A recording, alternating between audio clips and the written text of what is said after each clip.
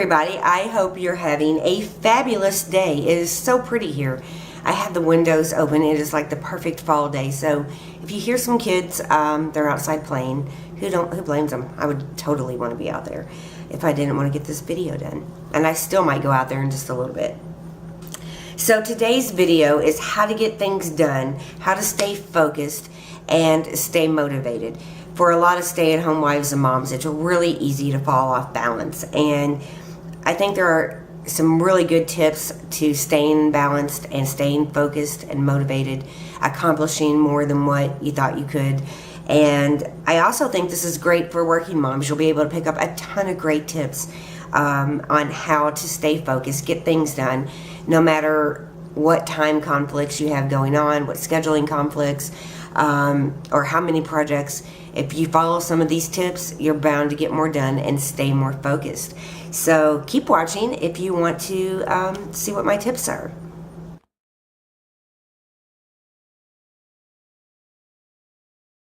So one of my number one tips beyond routines and time management is something that I consider very important. It is getting dressed all the way down to your shoes, probably about 30 minutes after you get up. I know that's hard because there's so many moms that I talk to who just don't have time to get dressed. They have a newborn baby and toddlers running around and a husband in and out and school functions, and a lot of times they just stay in their sweats. Some of them stay in their pajamas all day, which I've been known to do from time to time. It's totally okay. But if you're trying to stay motivated and stay focused, it's extremely important to get dressed. I know it's so simple. It's the most powerful tool you can do to get motivated. It really is. I feel odd if I'm running around without my Nikes. I do have tons of slip-ons.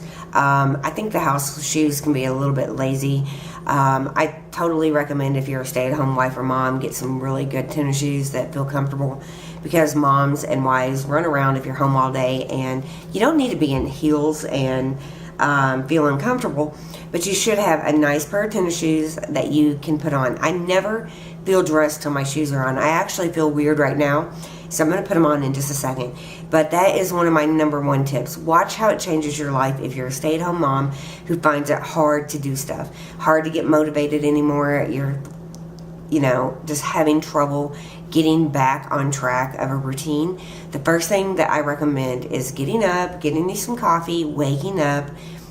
Don't spend too much time in front of the computer or the news before getting dressed. I will talk about it more in my nighttime routine, but it's also really good to prepare the night before for the morning when you're wanting to get dressed and have everything out and ready. But I really believe getting dressed in the morning quickly will change a lot of your routines and totally make a big difference in your lives. You will find that you want to be more productive when you're dressed.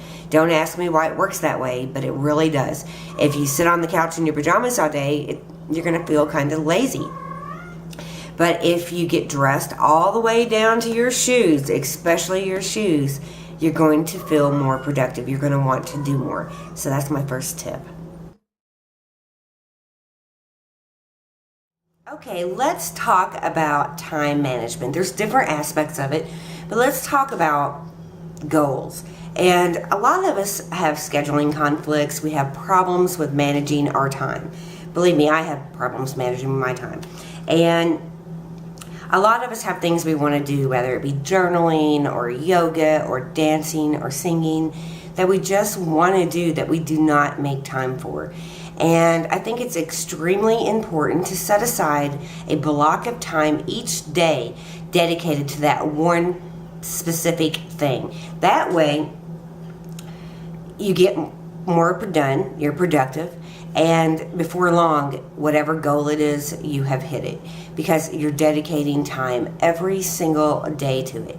So, as I said, some it could be journaling, some it could be dancing, some it could just be taking a walk or taking a bath at night instead of taking a shower. I know it seems really simple, but if you take time every single day for whatever specific goal you have, I promise you, you will like the end results.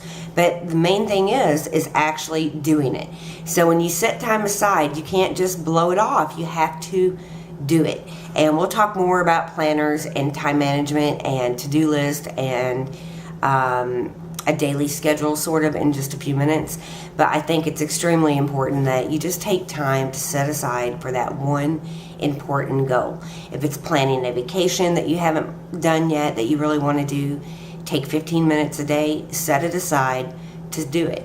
If that's all you have, if you have 30 minutes, dedicate 30 minutes. It's whatever time that you think you will actually be able to dedicate to that one particular project. And for me, it's worked marvelously, like with my closet. My closet is big, and it got really disorganized really fast when I wasn't feeling good and I was looking for something. I was actually looking for the fall box that I lost, had all the leaves for the front of the house and stuff. Well, that box came up missing, and I decided to tear my closet apart in order to fix it. But I was feeling really, really bad, and I never put it back together. There was clothes on the ground, there's boxes. Well, what I did was take aside 15 minutes a night after my bath, dedicated to just that closet. No phones, no TV, maybe a little bit of music, but nothing except 15 minutes. And usually I set the timer, and whatever I accomplish that night, and I move on to the next day, and I don't get so overwhelmed with the one goal that I'm working on, because it's in little pieces each day, which, I think is extremely important. The next thing in my life that is extremely important is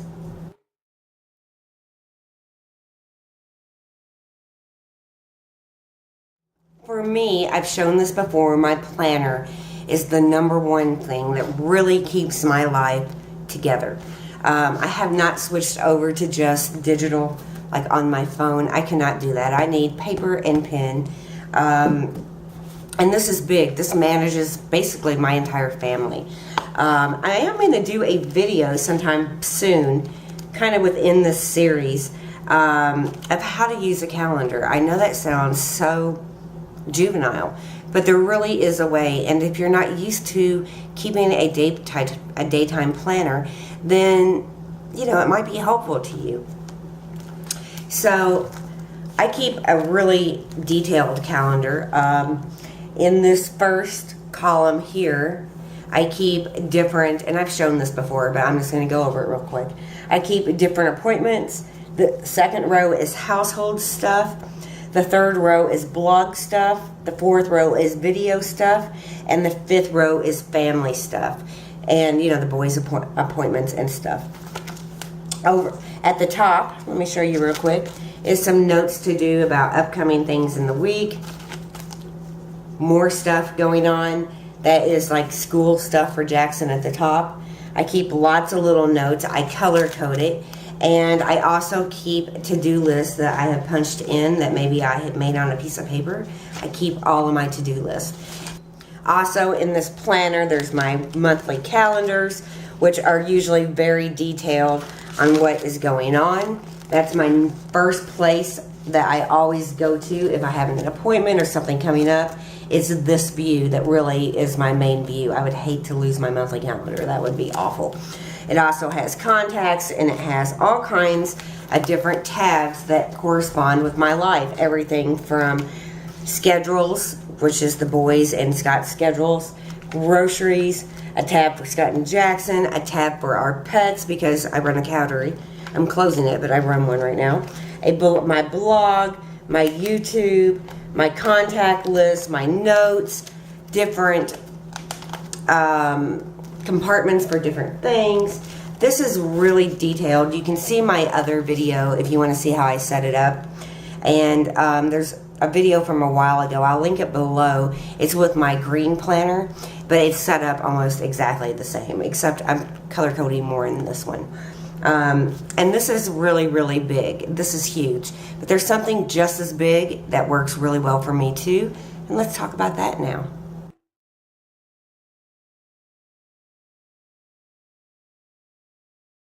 making a daily game plan.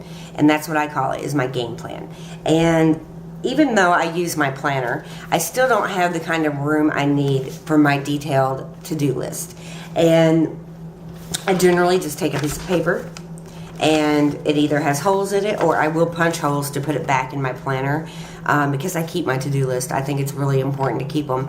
And it shows how much I accomplished. You can see this was October 17th. I accomplished every single thing on this list. Now for me, I like marking down the times. I know I wrote on both sides. Let me see if that helps. I like writing down the times. So you can see 7 a.m., 10 a.m., 10:30, 2 p.m. I kind of had a roadmap of how I wanted my day to go, what I wanted to be doing when, and this is extremely important. Now for a stay-at-home mom and wife, I think this will really help.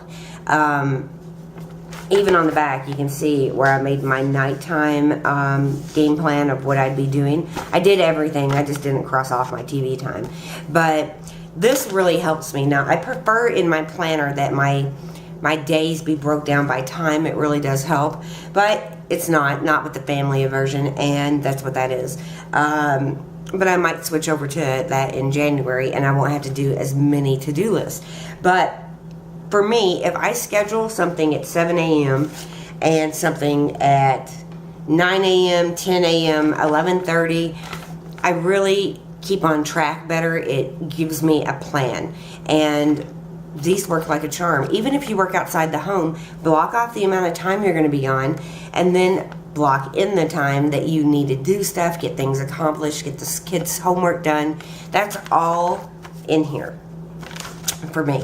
And this really does work. And some days the list is not near as long as this. Maybe there's only 5 things on the list. But that's okay. The list still keeps me motivated. I feel really productive when I get to scratch something off. I'm satisfied easily that way.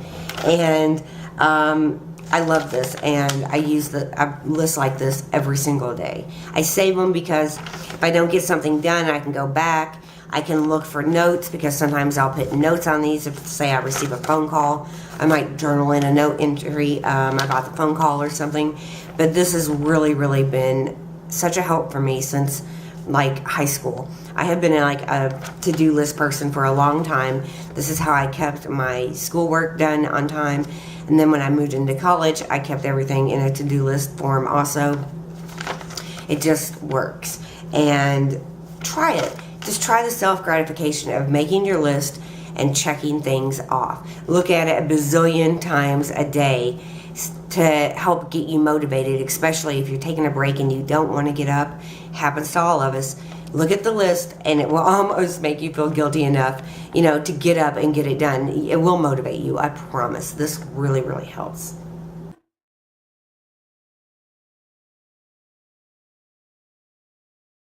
So the next thing I want to talk about, if you have desk work of any kind or some project that's really important, I think the number one thing that you can also do to help yourself accomplish more is to turn this down on silent or off. Now I understand if you have kids, you can't really do that, so I keep mine on silent. Don't accept every call that comes in. Sometimes it's best not to look at it for like 30 minutes. Because you'll be tempted to take the call if you see one. Now, I don't get tempted. I don't like to talk on the phone that much. I can avoid a phone call with no guilt. But some people can work with noise and work with sound. I think it's important that when you're doing desk work, or you're checking emails, or you're pumping out some college paper, or you're working on your thesis for your master's, or you're paying bills, or you're doing a detailed blog post or YouTube video, or any kind of project, desk work type of thing, turn off the phones, turn off the TV, focus on what you're doing. And earplugs even help too, especially if you're in a house with a lot of kids and noise.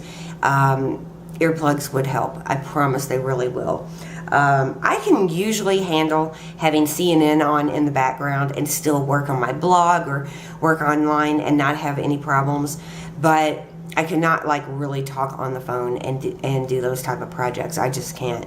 So for me, it's really getting rid of the phone for an hour to an hour and a half, whatever time is needed to do that desk work, so I can stay focused. Phones are great. Social media is wonderful. I love the blogging community. I love you guys here on YouTube. But there's times when you got to tune all that out and focus on what's at hand. And for me, desk day, which is usually Tuesdays and Fridays, is a big time for me that I sit down, I look over all my emails, I try to respond to YouTube comments and blog comments. I try to pay bills, check Jackson's like study plan for school, his teachers like plans, lots of different things that I have to do that if I don't like set time aside and turn off the phones and get serious, I don't get done. So I think if noise bothers you a lot, it's really good to get rid of it. If that means carving out some time early in the morning while everybody's still in bed, then that's what that means. For me, Jackson goes to school, Scott goes to work, so I have a lot of quiet time I can devote to, desk time. And sometimes desk time is in bed, sometimes it's at the coffee table, sometimes it's at the desk, sometimes it's in the kitchen at the bar. Desk times can be anywhere, anytime, as long as you get your list together and you figure out what you need to get done that day. I think wherever you set up, especially if you have a laptop like I do, it doesn't matter as long as you get it done. And getting rid of the noise really, really helps.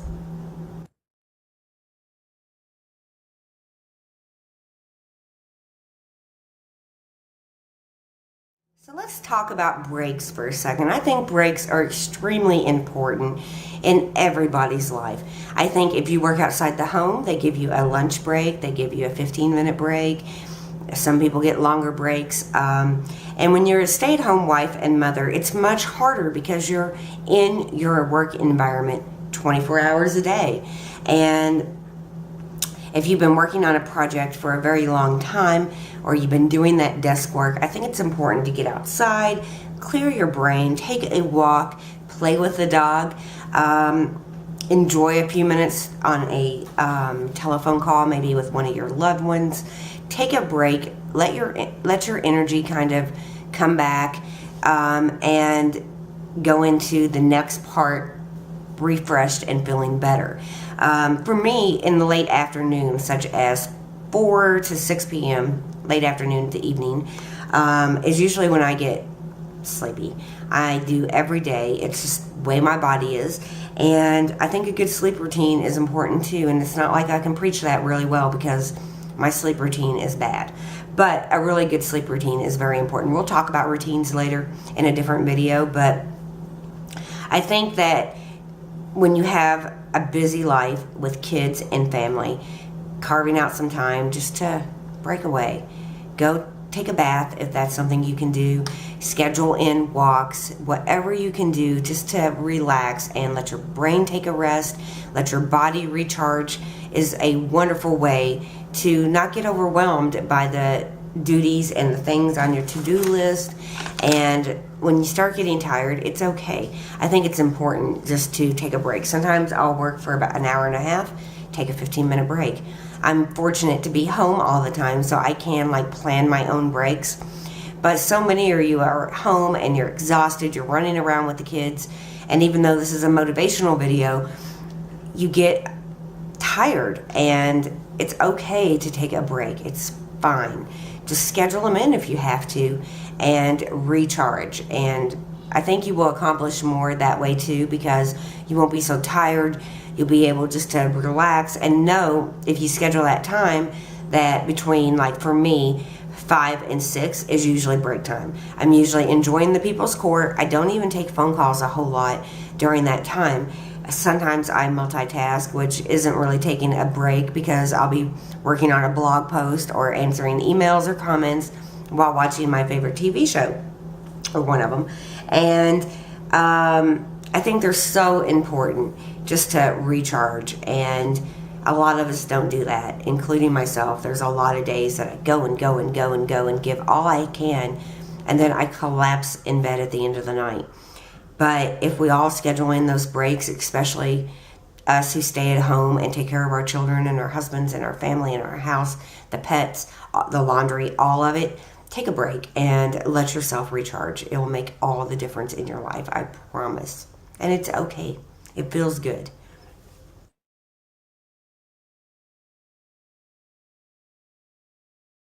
Okay, so the last part of this video that I want to talk to you about is routines.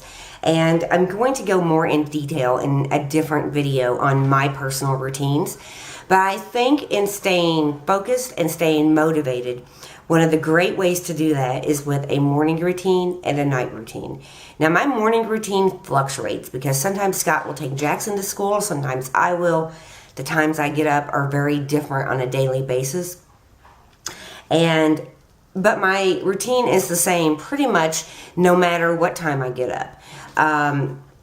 Opening the blinds, getting the cats fed, getting my coffee, checking emails, watching the news in the morning, getting stuff in the mailbox before the mailman comes.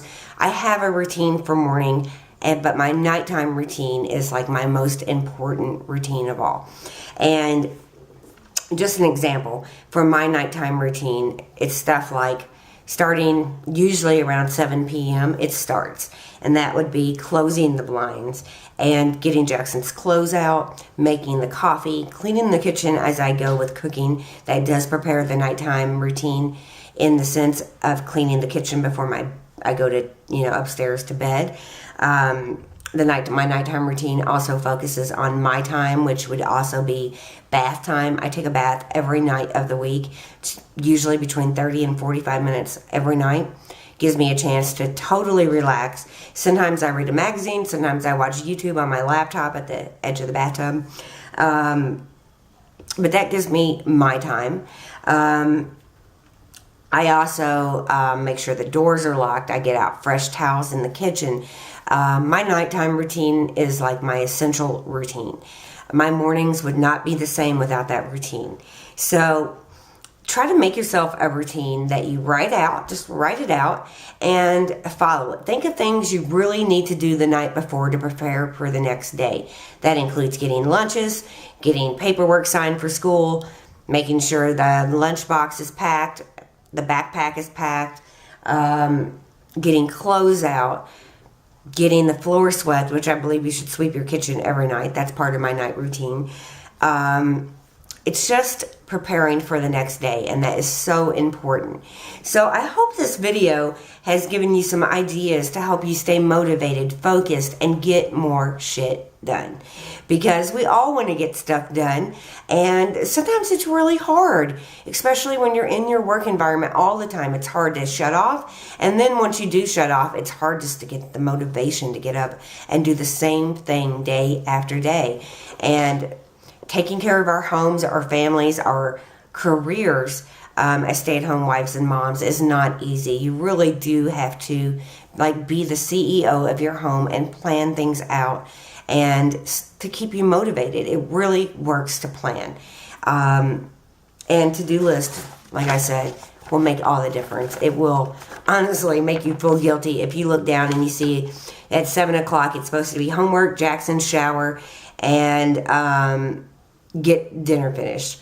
Well, say 2 of those things aren't done, you look down, you really are going to feel like guilty. And sometimes that guilt is one of the best motivators to get you up off the couch and get it done. So work on making a list too, because it really, really does make a huge impact in my everyday life. As does my daytime planner, which as I said, you can see more in my other daytimer planner videos. I'll link them below.